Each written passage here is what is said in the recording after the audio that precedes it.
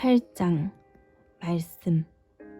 한나는 병원에서 더 이상 해줄 것이 없다고 해서 집으로 돌아갔습니다. 의사들은 한나가 다음 진료 때까지 살아있을 수 있을지 의심했습니다. 한나는 당시 3살 반이었는데 9개월 아기 옷을 입고 있었습니다. 단단한 음식을 전혀 먹지 못해서 튜브로 영양을 공급해 왔는데 이제 한나의 몸이 그것마저 거부하기 시작했던 것입니다. 한나의 부모가 딸의 상태가 얼마나 나빠졌는지 사람들에게 얘기할 때마다 그리스도인들도 정말 안 됐네요 라고 할 뿐이었습니다. 하나님의 말씀보다 의사들의 말에 더 좌지우지 되었던 것입니다.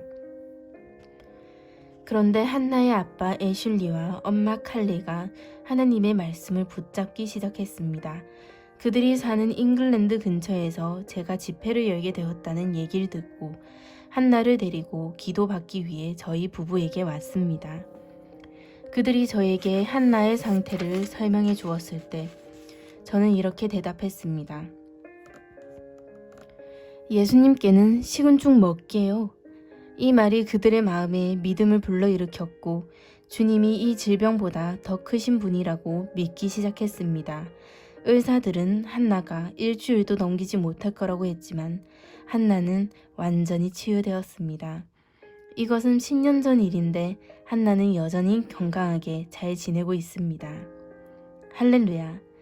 암과 같은 질병의 이름을 들을 때 사람들의 마음에는 두려움이 일어납니다. 대부분의 사람들이 하나님의 말씀보다 의사나 경제 전문가와 같은 사람들의 말에 더 좌지우지 되기 때문입니다. 바로 그것이 문제입니다. 그렇게 하는 것은 사람들이 말한 저주나 부정적인 내용의 말에 권세를 부여하는 것입니다. 불황입니다. 다가올 문제에 대비해야 합니다. 라는 말을 듣고 그 말을 믿으면 그런 것들이 자신의 삶에 역사하도록 권세를 부여하는 것입니다. 2007년에서 2009년에 발생했던 금융위기를 기억하십니까? 미 정부는 경기 부양책 자금을 전부 풀기 시작했습니다. 세상이 끝난 것처럼 떠들어댔습니다. 끔찍한 일을 예상하며 자살하는 사람들도 있었습니다. 그러나 바로 그때 하나님은 저에게 사역을 확장할 때라고 말씀하셨습니다. 주님은 바이블 칼리지를 위해 새 건물을 지으라고 말씀하셨고 우리 사역이 시작된 이래 가장 큰 건축을 시작했습니다. 지난 5년간 금융위기 속에서 우리는 3,200만 달러 건물을 대출 없이 지었습니다. 현재는 5,300만 달러 건물을 대출 없이 짓고 있습니다. 저 역시 금융위기에 대해 들리는 대로 믿고 물러설 수도 있었지만 저는 하나님의 음성에 귀를 기울였고 그분은 저에게 세상이 말하는 것과는 완전히 다른 것을 명하셨습니다. 그리고 저는 세상이 하는 말이 아닌 하나님이 하시는 말씀을 믿기로 선택했습니다. 어떤 이들은 그건 그렇게 간단한 일이 아닌데 라고 생각할 수도 있지만 사실 그렇게 간단한 일입니다. 그러나 간단해도 쉽지는 않습니다. 하나님의 말씀과 주님께서 우리 마음에 말씀하신 진리가 다른 그 어떤 것보다 그리고 다른 그 어떤 누군가가 한 말보다 더 실제가 되는 것이 가장 힘든 일일 것입니다. 친척들이 하는 말보다 전문가들이 하는 말보다 정치인들이 하는 말보다 하나님이 하신 말씀이 더 실제가 되어야 합니다. 당신은 누구를 믿을 것이며 무엇을 믿겠습니까? 사탄은 당신의 동의와 협조가 없으면 아무것도 할 수 없습니다. 그런데 많은 사람들이 이 사실을 인정하지 않으려고 합니다. 마귀 때문에 내가 이렇게 한 거야. 마귀가 지금 나를 공격하기 때문에 어쩔 수 없어. 내 책임이 아니야. 라고 생각하면 큰 위안이 되기 때문입니다. 그러나 사탄은 내가 그에게 권세를 넘겨준 일만 나에게 할 수 있는데 잘못된 것들을 믿는 것이 그에게 권세를 부여하는 것입니다. 가령 이런 것들입니다. 나도 인간인걸. 그러니 독감이 유행하면 매번 걸리는 거지. 나도 그냥 다른 사람들이랑 똑같아. 대출 없이 어떻게 살아? 이런 것들을 믿음으로써 마귀에게 다스릴 권세를 부여하는 것은 바로 나 자신입니다. 설마요? 그럼 제 잘못이라는 말씀이세요? 네, 그렇습니다. 그렇지만 저에게는 그 사실이 격려가 됩니다. 만약에 나를 공격한 적이 있는데 그 적이 나보다 크고 강해서 내가 이길 수 없다면 그것은 정말 비참한 일입니다. 저는 끝이니까요. 저는 힘없는 피해자니까요. 그러나 제 잘못일 경우엔 뭔가를 할 수가 있습니다. 바꿀 수 있습니다. 사탄이 나에게 거짓말하고 내 것을 도둑질하게 허용한 것이 제 잘못이라면 제가 바꾸면 됩니다. 회개하고 방향을 바꿔 돌이키면 됩니다. 할렐루야! 내가 문제라는 것을 발견하는 것은 좋은 소식입니다. 나를 바꾸면 되니까요. 피해의식은 버려야 합니다. 이 모든 것이 정부 때문이고 정부에서 복지제도만 잘 마련한다면 모든 것이 잘 될 거라 생각하십니까? 돈만 더 있으면 될 것 같아서 누군가 당신에게 돈을 줬으면 하고 있습니까? 그러한 생각에서 속히 나오십시오. 당신에게 그렇게 해줘야 할 책임은 아무에게도 없습니다. 다른 사람들 때문이라는 생각을 버리고 두 발로 굳게 서서 내 삶은 내 책임이라는 사실을 받아들이십시오. 그리고 이렇게 선포하십시오. 나는 하나님의 권세와 능력을 가졌기 때문에 다른 사람들의 문제가 아니다. 나는 생명을 택하고 그리스도를 통해 살아 형통할 것이다. 미국에서는 사람들이 피해의식을 가지고 있습니다. 흑인들은 백인 탓을 합니다. 백인들은 흑인과 히스패닉, 동양인 탓을 합니다. 전부 다른 사람들 탓이라고 비난하고 있습니다. 모든 사람들이 다 핑계거리를 대며 남 탓을 하고 있습니다. 누군가는 부자들에게 돈을 걷어서 가난한 사람에게 줘야 해 라고 말합니다. 그 누구도 책임을 지려 하지 않습니다. 하지만 피부색이 어떻든 그것이 무슨 상관이란 말입니까? 예수님께서 우리를 위해 어떤 일들을 하셨는지 그것을 발견하십시오. 그리스도 안에서 내가 누구인지, 그리스도 안에서 내가 가진 것은 무엇인지 그것을 발견하십시오. 그리고 자신의 권세를 취하여 믿음으로 그 권세 위에 굳게 서십시오. 그러면 형통하게 될 것입니다. 실패한 것에 대한 저는 변명의 여지가 없습니다. 이유는 있을 수 있지만 변명은 하지 마십시오. 주님은 우리를 머리로 만드셨지 꼬리로 만들지 않으셨습니다. 우리는 위에 있지 아래에 있지 않습니다. 너를 치려고 제조된 모든 연장이 쓸모가 없을 것이라. 일어나 너를 대적하여 송사하는 모든 혀는 내게 정죄를 당하리니 이는 여호와의 종들의 기업이요 이는 그들이 내게서 얻은 공이니라. 여호와의 말씀이니라. 이사야 54장 17절. 너를 치려고 제조된 모든 연장이 쓸모가 없을 것이라. 이에 바로 다음을 보십시오. 일어나 너를 대적하여 송사하는 모든 혀는 내게 정죄를 당하리니 이 두 가지 행동은 연결되어 있습니다. 혹시 우리의 말이 무기라는 것을 아셨습니까? 누군가 모두 독감에 걸릴 것입니다. 팬데믹입니다. 라고 했다면 그 말이 바로 저주입니다. 말을 함으로써 무기를 쓴 것입니다. 그러면 우리는 어떻게 해야 할까요? 그 말들을 정제해야 합니다. 10년 전 조류 독감이 발생했을 때 저는 저희 팀과 함께 유럽에 있었습니다. 영국에서 차로 시내를 다니면서 곳곳에 연기가 피어오르는 것을 목격했습니다. 수백만 마리의 닭과 가금류를 태운 것입니다. 스코틀랜드에 도착하자 그 분야의 최고 전문가라는 사람이 나와서 인터뷰하는 것을 들었습니다. 조류 독감이 변이되어 사람에게 전염될 가능성이 있습니까? 라는 질문에 그 전문가라는 사람은 당연히 가능하며 그 일이 일어나는 것은 시간 문제입니다. 라고 대답했습니다. 그러면서 2년 내에 전 세계 인구의 3분의 1이 조류 독감으로 죽을 것이라 했습니다. 그것은 전문가의 예견이었고 그 뒤로 10년이 지났습니다. 조류 독감으로 인한 사망이 있었겠지만 전 세계 인구의 3분의 1이 죽은 것은 절대 아니며 팬데믹으로 발전하지도 않았습니다. 그렇다면 그 전문가의 말은 무엇이었을까요? 그것은 저주였습니다. 사회적으로 존경받는 사람이 무슨 말을 하면 사람들은 움츠러들고 두려움에 복종합니다. 그러면서 세상은 이렇게 말합니다. 그것이 지혜다. 그런 일이 발생하지 않더라도 최악의 상황을 준비하는 것이 현명하다. 아닙니다. 그것은 저주입니다. 그러면 그 저주의 말을 어떻게 처리해야 할까요? 이사야 54장 17절은 너를 치려고 제조된 모든 연장이 쓸모가 없을 것이라. 일어나 너를 대적하여 송사하는 모든 혀는 내게 정죄를 당한 일이 라고 했습니다. 우리는 그러한 말을 정죄해야 합니다. 아니야, 예수님의 이름으로 그것은 나에게 일어나지 않는다 라고 해야 합니다.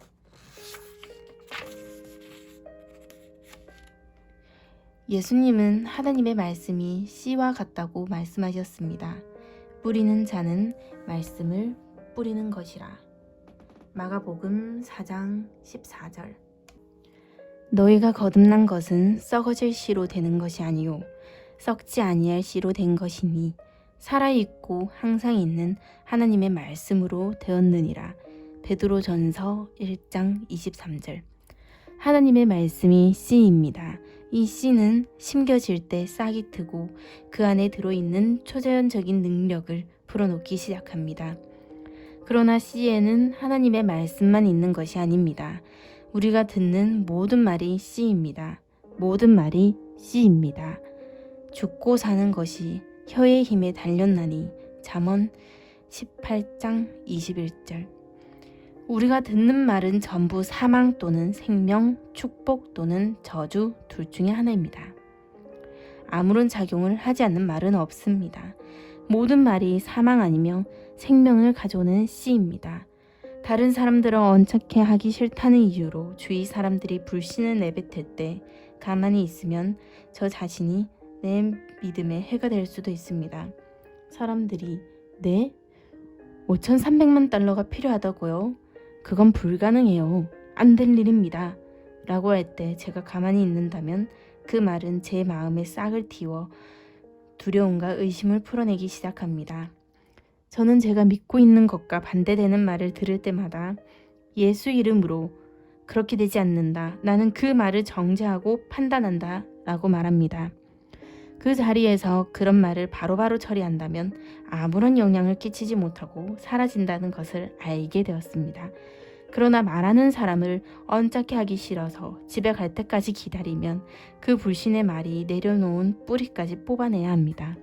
이미 싹을 틔웠기 때문입니다. 일단 뿌리를 내리면 해결하는데 시간이 걸립니다. 그래서 나에게 선포되는 불신의 말들을 듣는 순간 즉시 처리해야 한다는 것을 깨달았습니다. 저는 라디오를 듣거나 TV를 볼 때도 이렇게 합니다. 운전 중에 라디오로 뉴스를 듣는데 독감 시즌인데 예방 주사는 맞으셨습니까? 라고 하면 저는 아니, 예수님의 이름으로 나에게 독감 시즌이란 없다. 하나님의 말씀이 작동하지 않는 시즌은 없으니까 라고 합니다. 그들은 포기하지 않고 또 말합니다. 40세가 넘으셨습니까? 전립선 문제는 없습니까? 라고 하면 없다. 예수님께서 책찍을 맞으심으로 나는 나음을 입었다 라고 대답합니다. 어디 불편한 데는 없으십니까? 라고 물으면 없다 라고 합니다. 하나님의 말씀에 반대되는 말을 하는 사람이다. 다른 모든 것들에게 저도 제가 할 말을 할 것입니다. 예수님도 무화과 나무에게 말씀하셨습니다. 성경은 예수님이 무화과 나무에 응답하셨다고 합니다. 응답을 하셨다는 것은 무화과 나무가 먼저 예수님께 말을 하고 있었다는 뜻입니다. 모든 것이 당신에게 말을 하고 있다는 것을 아십니까?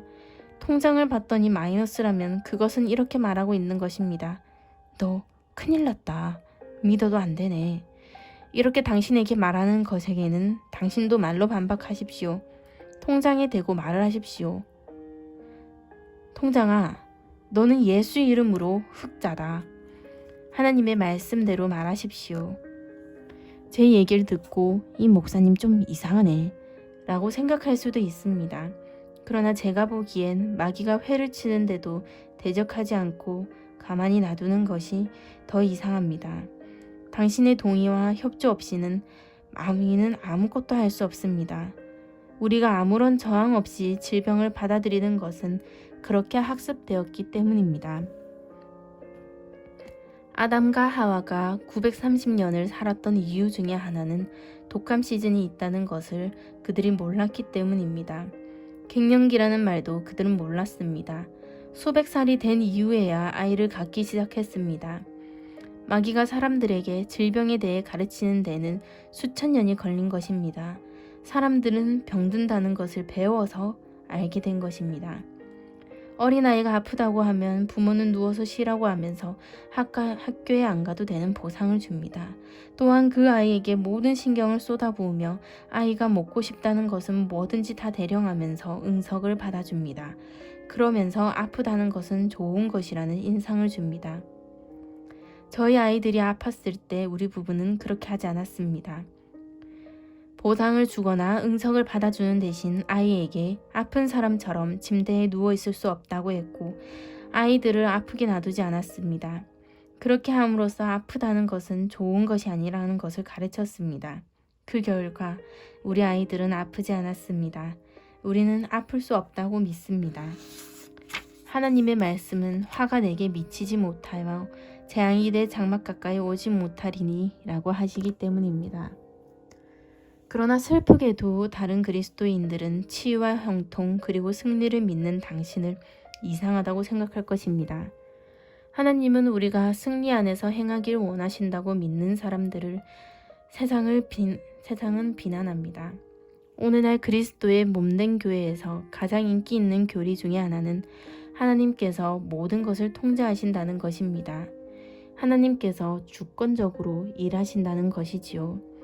이렇게 극단적인 생각을 붙잡는 사람들은 이 모든 실패의 원인을 하나님께 돌립니다. 이것은 하나님 때문이야. 내가 아픈 것도 하나님의 계획임이 틀림없어. 라고 하면서 말이지요. 아니요. 주님께서는 그런 계획이 없습니다. 당신은 아파하지 않아도 되고 가난하지 않아도 되며 낙심하지 않아도 됩니다. 저는 46년 동안 낙심한 적이 없습니다. 우리는 낙심할 수 없다고 믿으니까요. 물론 낙심할 만한 일들은 많았습니다.